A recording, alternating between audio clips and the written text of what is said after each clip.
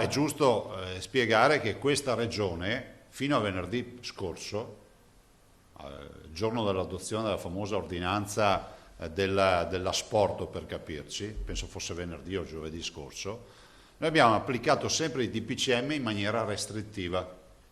Nel punto stampa quotidiano il presidente Zaia mette nuovamente a tacere le polemiche nei confronti del Veneto, tutt'altro che irresponsabile. Non posso accettare che qualcuno dica che i veneti sono irresponsabili. I veneti sono persone per bene e penso che la nostra comunità lo abbia dimostrato in questa emergenza in maniera impeccabile.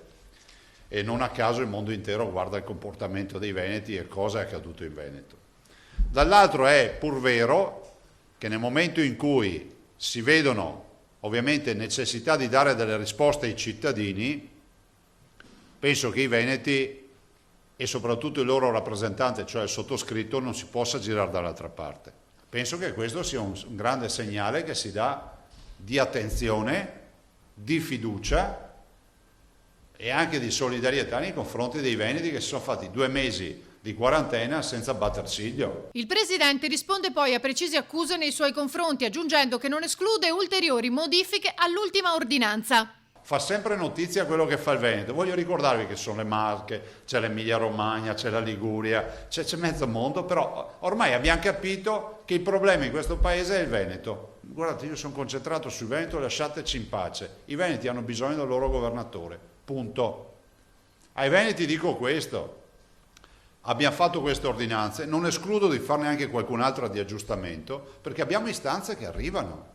Ai veneti cosa dico? Dico che ci sono, io le ordinanze le ho firmate, non le revoco, questo è poco ma sicuro. Se qualcuno ha la speranza che io revochi ordinanze, che sbaglia indirizzo.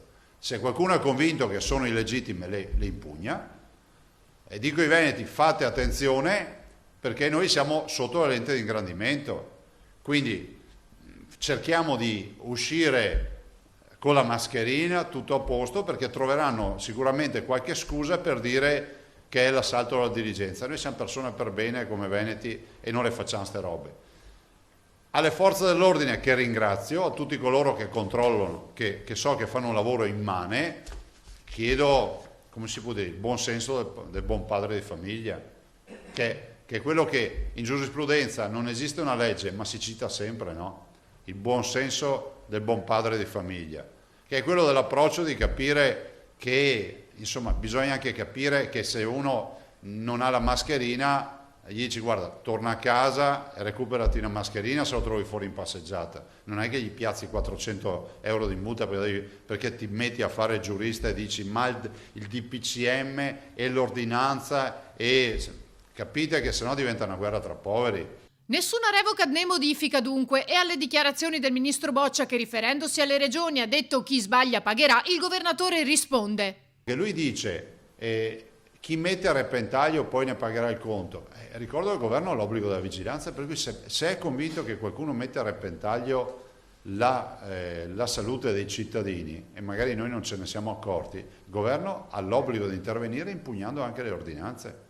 Ma lo fa per il Veneto, lo fa per la Toscana, per l'Emilia Romagna, per le Marche, per il Lazio, per il Piemonte, per la Liguria, per tutti quelli che hanno fatto.